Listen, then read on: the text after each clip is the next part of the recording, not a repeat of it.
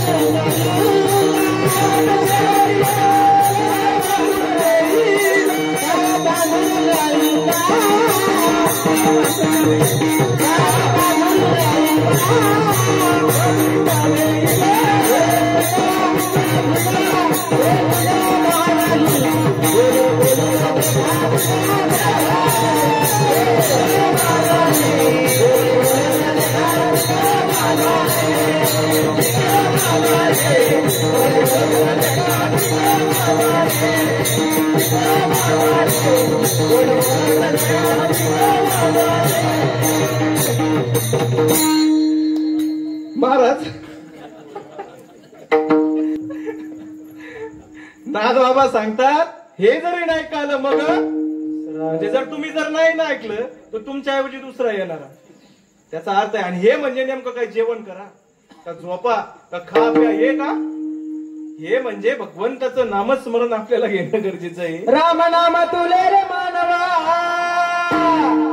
अरे राम नाम तुले रे मानवा दोन दिन ना पावना दोन दिन ना पावना दग दग जई गाये अम्माची मंगला तुला दग दग जई गाये अम्माची मंगला तुला दग दग जई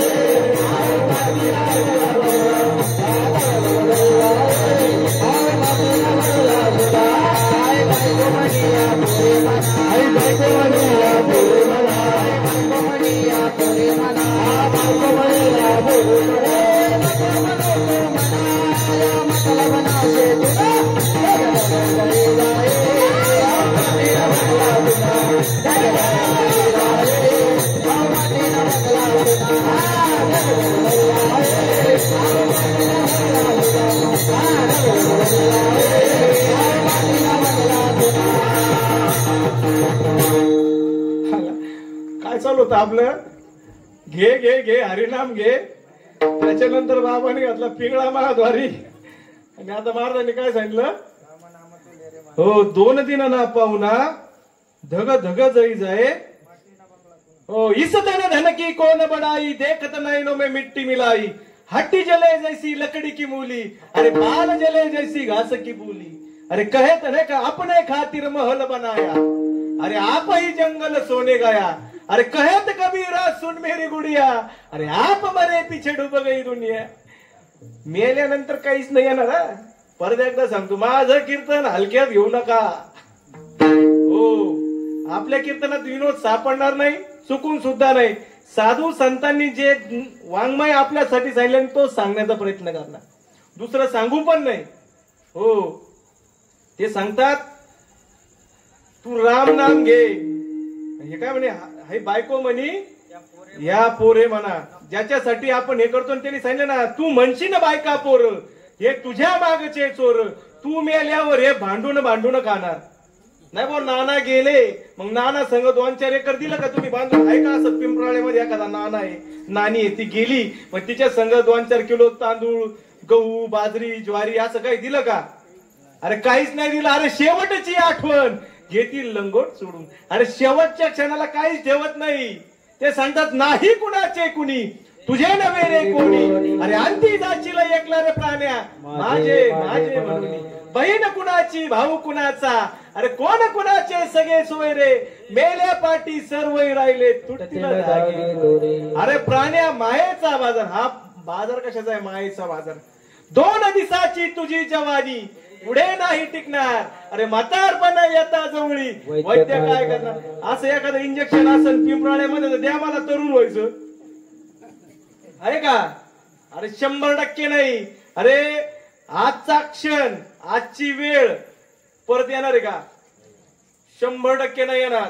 म्हणून ज्ञानोबा सांगतात मी कोण आहे करावा हो म्हणे ज्ञानेश्वर निवृत्तीचा. ज्ञानोबा सुद्धा सांगतायत, सर्व साधू संत सांगतायत, पण आपण त्यांच्याच नादी लागलो, घरच्यांच्या नादी लागायचं नाही असं नाही.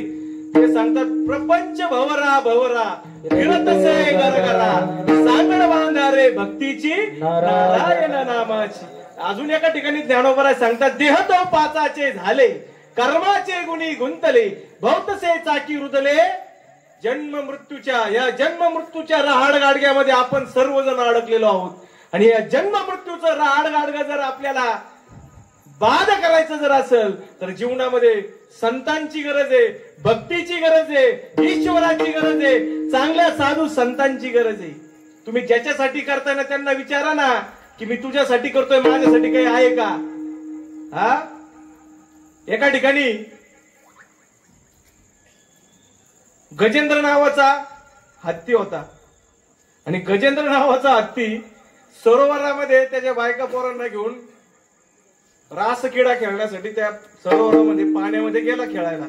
आणि खेळायला गेलेला असताना त्या ठिकाणी आतमध्ये गेला त्यावेळेस एका मगरीने, म्हणजे त्याला नक्र म्हणलंय भागवतामध्ये, त्या नकराने त्याचा पाय धरला. आणि पाय धरल्यानंतर त्याचे सगळे नातेवाईक, त्याचे मुलं, त्याच्या बायका, त्याचे सर्वजण त्याला बाहेर काढायचा प्रयत्न करतायत. कशातून? हो त्या सरोवरातून तो बुडतोय आणि त्याला बाहेर काढताय. पण एक कंडिशन शेवटची अशी आली की तो आणि ते मगर पाण्यामध्ये आणि बायका बरोबर कुठं होते, ज्याच्यासाठी त्याने हा संसार केला का, टीव्ही फ्रीज नाही का, फर्निचर, जमीन बिमीन निंबाटाई करू करू सगळं कमवलं ना, ते सगळे कुठं होते, हो काठावर. आणि काठावर उभे असताना त्यावेळेस गजेंद्राने विचार केला, पण त्याला सुद्धा शाप मिळालेला होता. मागील जन्मामध्ये इंद्रधुम्नू नावाचा तो राजा होता आणि ध्यानाला बसलेला होता. आणि अगस्ती ऋषींनी बघितलं की हा ध्यानाला बसला, याच्या समोरून साधू संत आलेत, पण यांनी मला वंदन केलं नाही. म्हणून त्यांनी सांगितलं की तू आता जसा स्थूल बसलाय ना तसा तू पुढच्या जन्मामध्ये स्थूलच होऊन येणार. म्हणून तो पुढच्या जन्माला गजेंद्राच्या जन्माला आला. आणि त्या ठिकाणी त्या गजेंद्राने बघितलं की माझे बायका पोरं मी ज्यांच्यासाठी हा संसार केला ना तो सर्व संसार माझा निष्फळ ठरला, त्याला पस्तावा निर्माण झाला. आणि त्यावेळेस गजेंद्राने खूप प्रयत्न केला की मला या सरोवरातून बाहेर निघायचंय, पण त्यावेळेस त्याचे बायका पोरं शेवटच्या क्षणाला कोणी आलं का बरोबर? कोणीच आलं नाही. आलं नाही. आणि त्यावेळेस त्यांनी एका विष्णू परमात्म्याचा धावा केला. आणि धावा केल्यानंतर देवाला सांगतो, देवा भगवंता मला तू बाहेर काढ, मी तुझा भक्त होतो. कुठल्याही देवाचं नाव नाही घेतलं. ते सांगतात कण्वा पाळू भक्ता लागे मोहे गजेंद्राचा धावा तो केला इठाई पांडुरंगे येई वो पांडुरंगे जीवीचे जीव लगे येई वो पांडुरंगे. आणि त्या क्षणामध्ये कोण त्या ठिकाणी आलं? हो विष्णू नारायण आले. आणि विष्णू नारायणाने पहिले सुदर्शन चक्र सोडलं आणि पहिले कोणाला मारलं? ज्यांनी भक्ताचे पाय धरले होते त्याला मारलं. आणि मग गजेंद्राचा उद्धार झाला. मग शेवटच्या क्षणाला त्या गजेंद्राच्या मुखातून भगवंताचं नामस्मरण आलं. मग आपल्या मुखातून नामस्मरण येऊ नये का? यायला नको? अरे शेवटच्या क्षणाला एका त्वचेच्या ठिकाणी हजारो विंचू चावण्याच्या वेदना होतात. मग त्यावेळेस कुठच्या देवाचं भजन करणार, कुठच्या देवाचं कीर्तन करणार? त्यावेळेस काय अंतकाळी जायचा संकटाचे वेळी हरिता या सांभाळी अंतरबाई. हरी त्याला आतून आणि बाहेर सांभाळतो, पण त्याच्या गळ्यामध्ये काय पाहिजे? ऐका जो आवडे देवाशी प्रकार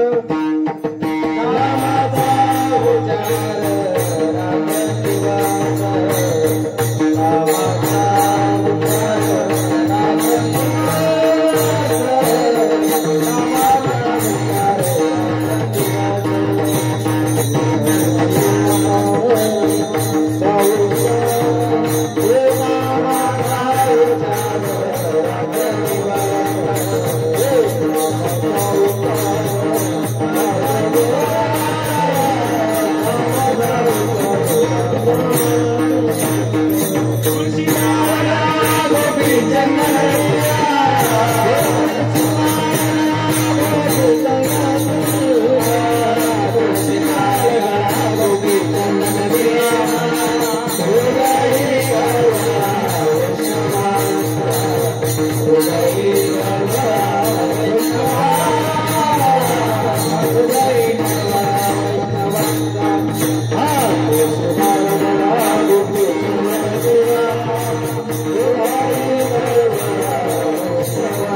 आपल्याला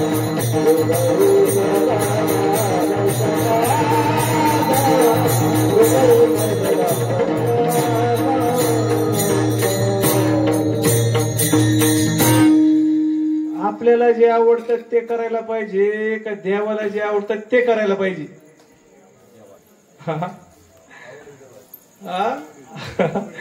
मग आपण कोणाचं बायका पोरांचं ऐकून त्यांचं ऐकून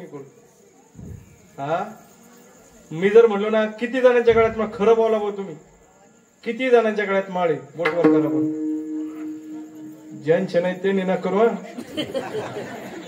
मी शाळेत होतो का तेव्हा आमचे गुरुजी मला म्हणायचे नाही का, सगळं अभ्यास केला का? आमचे दोन्ही हात वरती, पण आमचा काय अभ्यास कम्प्लीट.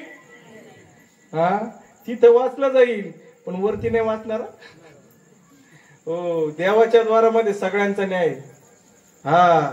म्हणून माझं सगळ्यांना विनंती आहे की तुम्ही गळ्यामध्ये पवित्र अशी तुळशीची माळ घाला. वारकरी संप्रदायामध्ये सांगितलंय की जर तुम्हाला पांडुरंग परमेश्वराची भक्ती करायची असेल, चांगलं जीवन सुखाचं जर जीवन जगायचं असेल तर पवित्र अशी तुळशीची माळ घाला. त्याशिवाय ह्या जीवनामध्ये उद्धार होऊ शकत नाही. तुम्ही कुठेही जा, काहीही करा, पण तेथे तुझं सोडविनायका हो सद्गुरु वाचून त्या ठिकाणी तुला शेवटच्या क्षणाला कोण सोडणार आहे? तुझ्या जीवनामध्ये जे सद्गुरु आहेत ते तुला सोडणार. आणि जर तू ते केलं नाही